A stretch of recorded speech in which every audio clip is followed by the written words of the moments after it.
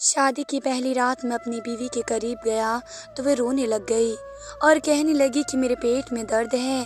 आपने जो करना है कल रात कर लेना। मैंने उसे डॉक्टर के पास ले गया। डॉक्टर ने चेकअप करने के बाद कहा कि आपकी बीवी के पेट में अपेंडिक्स है, आप इससे दूर रहें वरना ये मर जाएगी। यह सुनकर मेरा जिस्म सूना पड़ गया। उस दिन से बीवी रोज़ डॉक्टर के पास जाती थी और वह पेट से हो गई थी।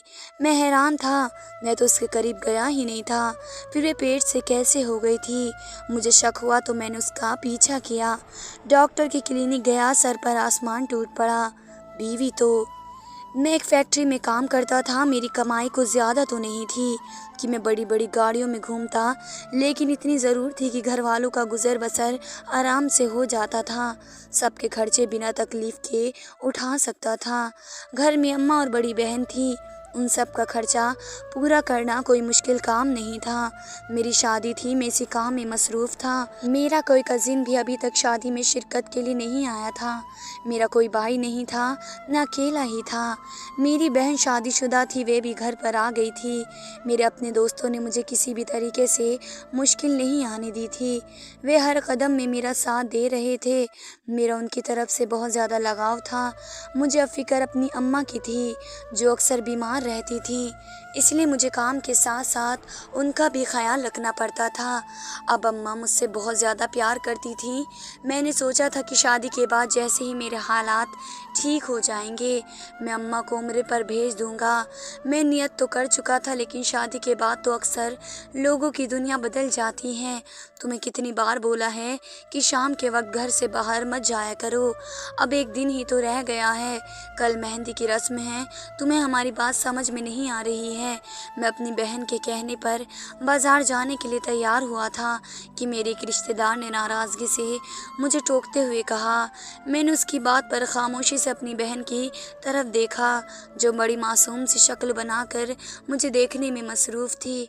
हमारे घर पर एक रिवाज था कि जब शादी की तारीख मुकर्रर कर दी जाए तो दूल्हे और दुल्हन का शाम के वक्त जाना घर से बाहर नहीं दिया जाता था, और यही उसूल मेरी बीवी पर भी लागू किया जा रहा था।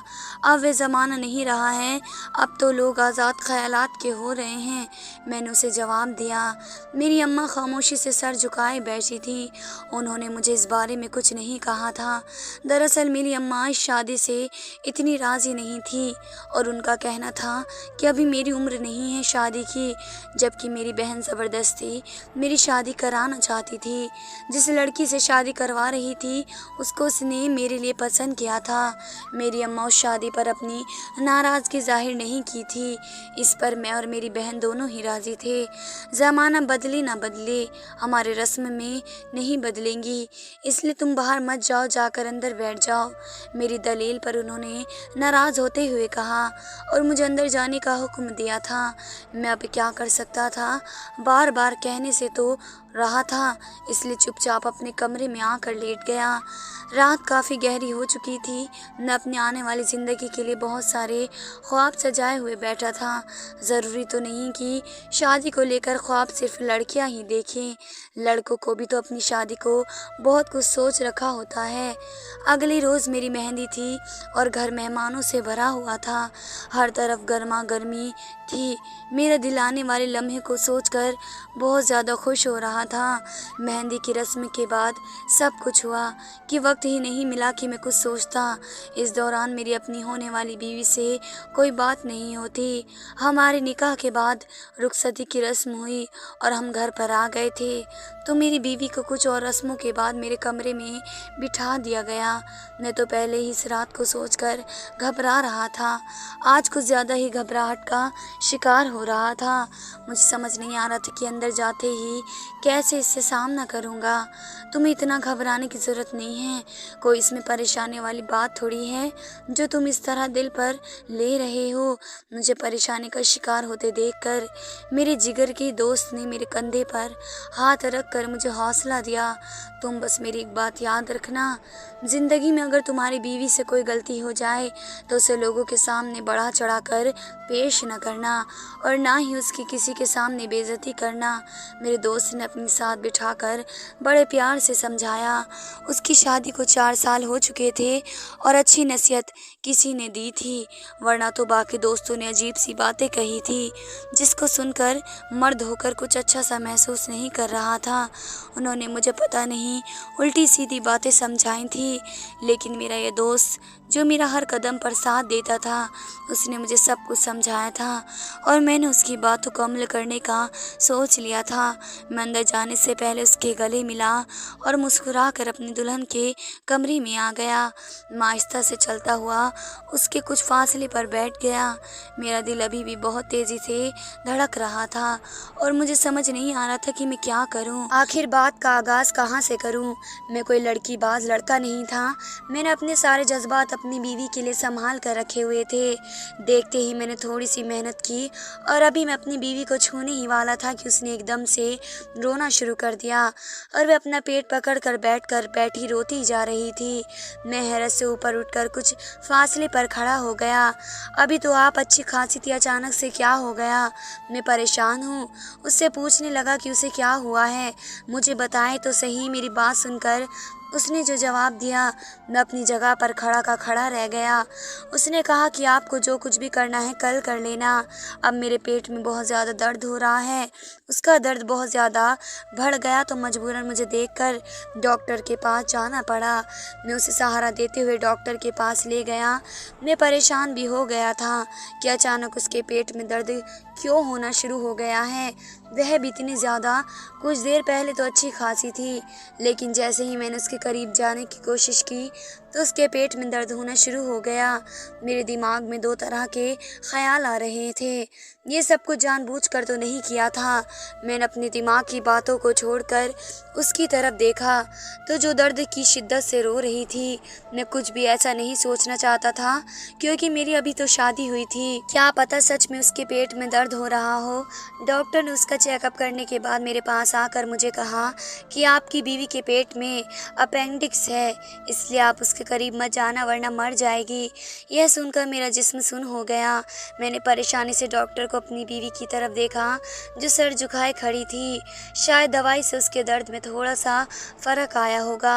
मेरे तो पहले ही सारे अरमानों पर औस का पानी पड़ चुका था। इससे आगे मेरे साथ क्या बुरा होता। मैंने डॉक्टर की बात पर हल्के से जवाब दिया था। मैंने डॉक्टर से बोल दिया था कि ठीक है, मैं अपनी तरफ से भरपूर कोशिश करूँगा। मैंने डॉक्टर को बड़े छोटे से अंदाज में कह दिया और अपनी बीवी को लेकर घर पर आ गया था। घर आते हुए मुझे अपने साथ हुए हादसे पर यकीन नहीं आ रहा था क्योंकि ये बात अजीब थी कि शादी की पहली रात ही दुल्हन को अपेंडिक्स का दर्द शुरू हो गया था। अगर ऐसा कुछ था भी तो हमें इस बारे में बताया क्यों नहीं गया। ऐसे मैंने फिर भी अपने मन के अंदर आए ख्यालों को झटक दिया था और जब मैं घर पर आया तो मैंने अपनी बीवी से कहा कि वह कपड़े बदल कर सो जाए। मेरी बात पर अमल करने के बाद वह बेड पर बिना आवाज़ के लिए चली गई और चंद पलों में नींद में सो गई और मैं सारी रात इसी बारे में सोच रहा था। मैं एक मर्द था और मुझे कुछ समझ नहीं आ रहा था कि ऐसे हालात में क्या करना चाहिए। शर्म के मारे में ये सब अपने घर वालों को भी नहीं बता सकता था। अगर मेरे दोस्त ने मुझे पहले ही वह सब कुछ ना समझाया होता तो शायद मैं भी गुस्से में आकर गलत कदम उठा देता या फिर ज़बरदस्ती मुझे ये सब कुछ बर्दाश्त करना था।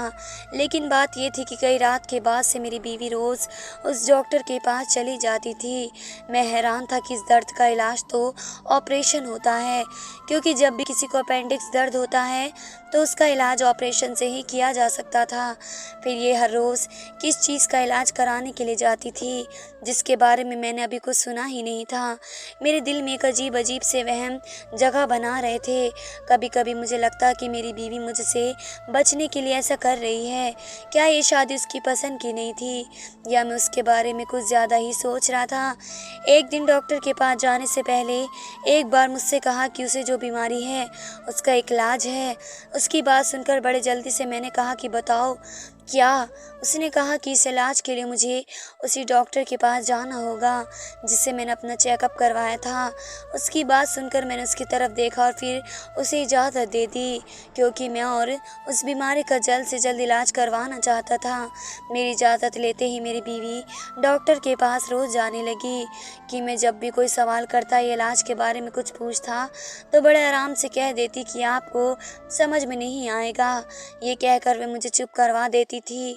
मैं भी खामोश हो जाता, क्योंकि मैं वाकई में ही कुछ नहीं जानता था और इस इजाज़त भी तो मैंने ही दी थी, इसलिए अब कुछ कहना गलत होगा। दूसरी तरफ मेरी बीवी और अम्मा का प्यार भी बढ़ता जा रहा था। मेरी बीवी मेरी अम्मा का भरपूर ख्याल रखती थी और बीवी भी अम्मा की खिदमत पर पेश करती थी। मुझे इस तरफ से तो सुकून था कि चलो सास और बहू की लड़ाई तो झगड़े से जान छूटी, वरना तो पहले मुझे मम्मी का चुप्पी देखकर लगा था कि वे शादी से नाखुश हैं, लेकिन ऐसा कुछ नहीं हुआ। मेरा अंदाज़ा गलत साबित हुआ। अम्मा के साथ अपनी बीवी का अच्छा बर्ताव देखकर मैं उसे बहाने से डांट कर अपने कमरे की भड़ास भी नहीं निकाल सकता था, जो पहली रात मेरे अंदर भरी हुई थी। मुझे अब उसके डॉक्टर के पास जाना खटकने लगा।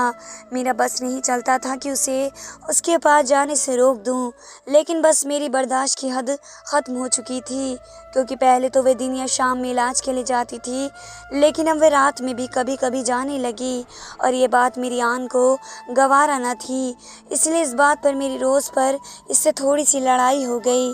अम्मा अपने कमरे में नहीं थी, इसलिए इससे पहले कोई हमारी आवाज़ सुनता, मैंने गुस्से मुझसे बिना सोचे समझे बाजू से पकड़ा और अपने कमरे में खींच कर लेकर आ गया।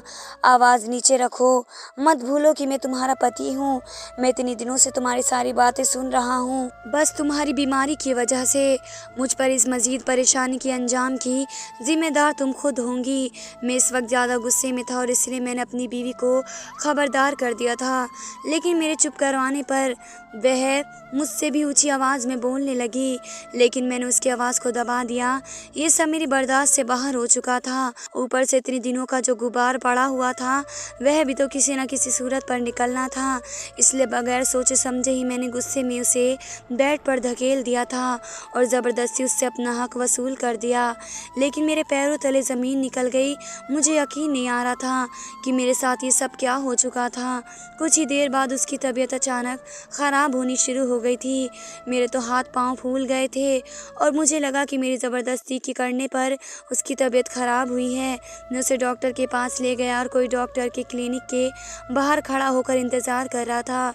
मेरा दिल सूखे पत्ते की तरह लग रहा था। जाने अनजाने में एक संगीन गलती कर बैठा था। मेरी वजह से वे इस हालत में थी। मुझे कुछ समझ में नहीं आ रहा था कि क्या करूं और कैसे करूं। सोच सोच कर मेरा सर दर्द होता जा रहा था। इस वक्त एक नर्स चलती हुई मेरे पास आई और मुस्कुराने लगी। मैं उसकी मुस्कुराहट नहीं समझ पाया। फिर जब उसने बोला तो मुझे सब कुछ समझ में आ गया, लेकिन मेरे सर पर पहाड़ टूट पड़ा था। अभी थोड़ी देर पहले ही तो मैंने अपनी बीवी से अपना हक लिया था।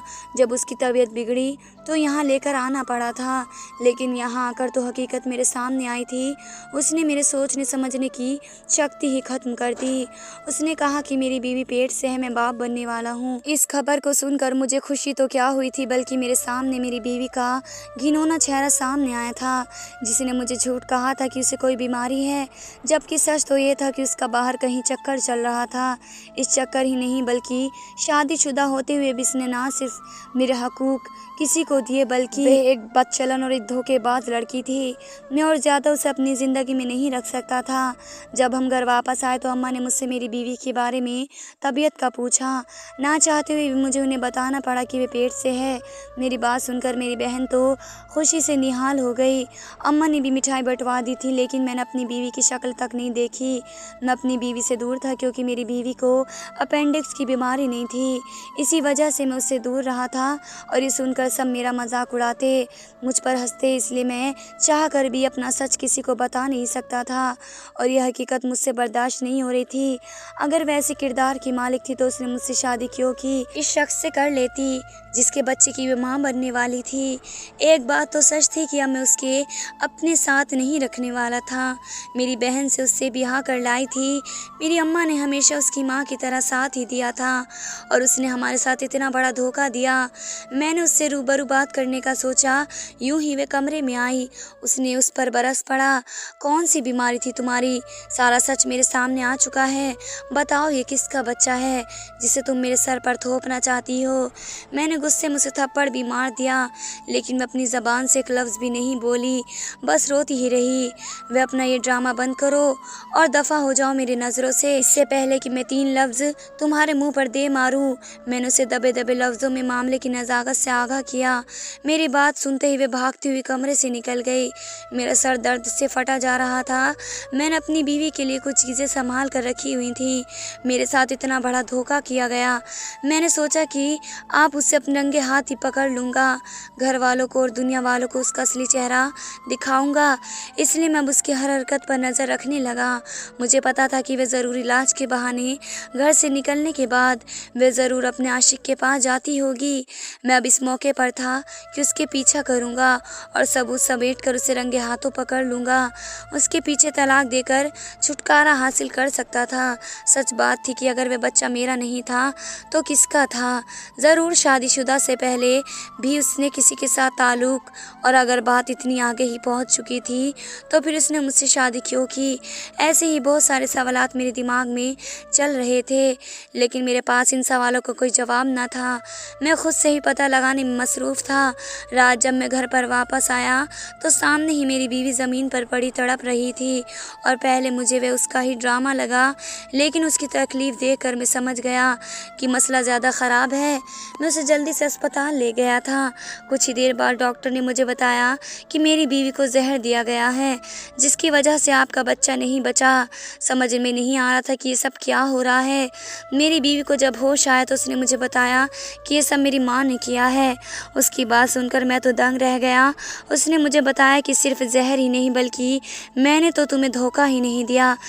मैंने जो तुम्हें धोखा दिया है वह तुम्हारी माँ के कहने पर किया था। मुझे अभी उसका ये सब ड्रामा ही लग रहा था। मैं बचने के लिए मेरी माँ पर इल्ज़ाम लगा रही थी। जब मैं इसे घर में लेकर आया तो मैंने इसे दोबारा बात नहीं की, बल्कि वह उससे माफ़ी मांगती रही, लेकिन मैंने उससे उसकी तरफ ध्यान नहीं दिया। उसकी बातों में मुझे कहीं भी सच्चाई नज़र नहीं आई। उसने मुझसे कहा कि मैं आपको सबूत दे रही हूँ तो आप मेरी बात पर यकीन कर लेंगे। मैं खामोश था। उसने मुझे कमरे के बाहर खामोशी से खड़े होने का इशारा किया और खुद अंदर चली गई। इतनी खुदगर्ज हैं आप। पहले आपने मुझे शादी के लिए फ़ौरन बाद मेरे कमरे में आकर कहा कि आपका बेटा नामर्द है, मैं इससे दूर रहूं। अगर इसे पता चल गया कि मैं इसकी हकीकत जानती हूं तो तेरा कत्ल कर देगा। आपने ही तो मुझे कहा था कि मैं अपनी मर्ज़ी से ज़िंदगी गुजार सकती हूँ। अगर मेरा दिल करे तो मैं किसी और को भी पसंद कर लूँ, और जब मेरा बच्चा होगा तो आप सबको यही कहेंगी कि वह आपका ही पोता है और पोती है। तो फिर मुझे जहर देकर मेरे बच्चे को क्यों मार दिया आपने? आज तक जो कुछ भी किया है वह सब झूठ था, मगर पति ने मुझे सब कुछ मेरे हकूक़ दे दिए थे, जिससे मुझ पर पता चल गया कि मुझे कोई धोखा नहीं दिया गया। वे एक मुकम्मल मर्द है, बल्कि मैंने आपकी बातों में आकर मैंने उसे धोखा दिया। वही डॉक्टर जो मुझे पसंद करने का दावा करता था, लेकिन जब उसे पता चला कि मैं पेट से हूँ तो उसने मुझसे मुँह फेर लिया था। उसका कहना था कि वह मुझ जैसी लड़की से शादी नहीं कर सकता जो उन्हें पति के होते हुए बाहर चक्कर चलाती है। क्यों आपने मेरे साथ ये सब कुछ किया? आपके बेटे की ज़िंदगी बर्बाद हो गई है। और अपनी बीवी की बातें खामोशी से सुनने के बाद जब मैं अंदर गया तो मेरे पैरों तले ज़मीन निकल गई। मेरी बीवी की बातें सुनकर माँ पागलों की तरह खड़ी हुई और बोली कि तुम बहुत ज़्यादा बोल रही हो। सच तो तुम्हें मालूम हो गया है, लेकिन वह सब कुछ तुम्हें सोचने में बहुत देर कर दी है। अब मेरा बेटा तुम्हें तलाक दे देगा और तब मैं इसकी शादी करा दूंगी अपनी भांजी से। मैंने उसे बहू बनाया था, लेकिन मेरी बेटी को तुम पसंद आ गई, और ऊपर से मेरे बेटे को भी तुम पसंद आ गई थी। और जानती हो मैंने तुम्हारे हक महर में कम पैसे क्यों लिखवाए? इसलिए कि जब तुम्हारी तलाक हो तो तुम खाली हाथ यहाँ से चली जाओ। मुझे अपने बेटे से नफ़रत नहीं है, मुझे बस तुमसे नफ़रत ही थी, क्योंकि मेरी ख्वाहिश मेरी भांजी थी और तुम नहीं थी। लेकिन बच्चे की खबर के बाद मेरे बेटे ने किसी को कुछ नहीं बताया, तो मैंने तुम्हें ही रास्ते से हटाने का सोचा, लेकिन फिर से मेरे ही बेटे ने तुम्हें बचा लिया। मैंने देखा कि उसकी आंखों में अब तुम्हारे लिए कोई मोहब्बत नहीं है, बस नफ़रत ही भरी हुई है। यहाँ उसे कहा और वहाँ उसने तुम्हें तलाक दे दी। मुझे अपने कानों पर यकीन नहीं आया था। ये सब मेरी सगी माँ कह रही थी। उसने मेरी बीवी के सामने अपना सच कबूल करके उसे गलत काम पर लगाया था। गलती सारी मेरी माँ की भी थी, गलती मेरी बीवी की भी थी। अगर वे मुझे सच बता देती तो आज जो खुद से नज़रें चुरा नहीं होती। कमरे में आकर जिन नज़रों से मैंने अम्मा को देखा, उनके चेहरे का रंग उड़ गया। मेरी बीवी तो खामोशी से खड़ी थी, जैसे ही सज़ा का इंतज़ार कर रही हो। मैंने अपनी माँ की तरफ देखा और सिर्फ बस यही कहा कि आपको मुझसे इतनी नफ़रत थी?